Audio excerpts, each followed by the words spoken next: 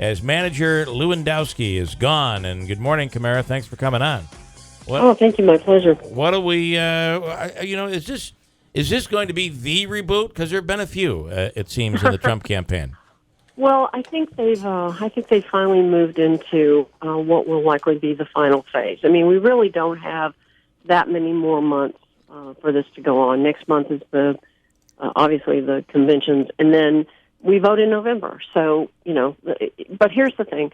Corey Lewandowski was, and I'm hesitant to say this, but he was more like a little dog trying to play with the big dogs. Oh. What Trump has now, and what he's had actually since he was in his late 20s, early 30s, is a relationship with Manafort, who is an operative at a very high level.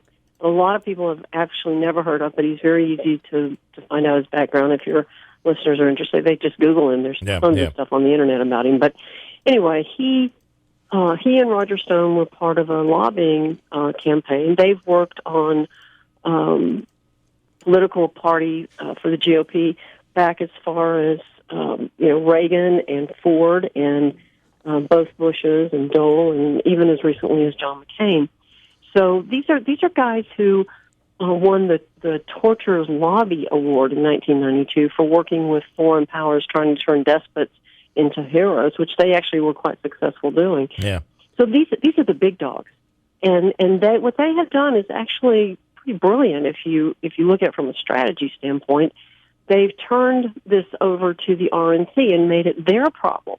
The irony in this, and this is the only thing that I can really smile about, is that what has the RNC always given us? The guy whose turn it was next. And they raised millions of dollars. In 2012, they were raising, $10-12 million a month for this. But now they have the guy who upended their game plan. And it wasn't his turn, and they didn't like it. But what they're stuck with is trying to win for the party whether they like it or not. And so if you look at Hillary Clinton's, either volunteers or paid staff, she's got about 700 people on the ground. Yeah. Trump has 70. 70. But 70. Yeah. But the RNC in swing states where it's really going to matter, they have about 500. So he shifted the responsibility for his win to the party. And he's saying, if you want this to be your turn to win, then you do all the work and you raise all the money. Yeah. And I'll just keep doing glib little, clips and rallying the crowds, and we'll see how it goes. I mean, so here's the thing. I would encourage everybody who's listening to vote for their party's platform, because neither of the presidential candidates that we have are worthy of anybody's vote. Well, it's interesting. That's kind of what Paul Ryan coming out and saying, I'm going to vote Trump, but I advise everyone to vote your conscience. Can you imagine that statement coming out in a presidential year? It just goes to show you, and believe me, that's not just on the Republican side. The Democrats have the same issue. No. But here's the other thing. People need to get out and vote in the local elections, because 4 years will zip by. Look how fast 4 years has zipped by, and the pain that we've been in these 4 years. Yeah. But at the local level, everything from city council through, if you have a U.S. representative seat open, you should vote in those for the party that you believe in. And the reason is, those are sustaining. The founders were brilliant in the way that they laid out the terms and the way that things go. I don't think they realized just how brilliant they really were. But it's what will save us. Because, presidents, it's rare, but presidents can be impeached, presidents resign, but the country goes on. Yeah. And so what matters is that we keep a very close watch. And I'll tell you, one of the things I'm extraordinarily grateful for is the Fourth Estate and the precious few news and information outlets. But your show and other talk radio shows around the country, those are the last bastion. and a lot of blogging, although you have to be very careful about that. Oh yeah, you never know what you're getting. But it's interesting. Your point, I think, is well taken. Here you have President Obama. You have the latest shooting and we've had several over the last 8 years. The latest shooting in Orlando. Everybody is at odds. Everybody's all upset and emotional right now.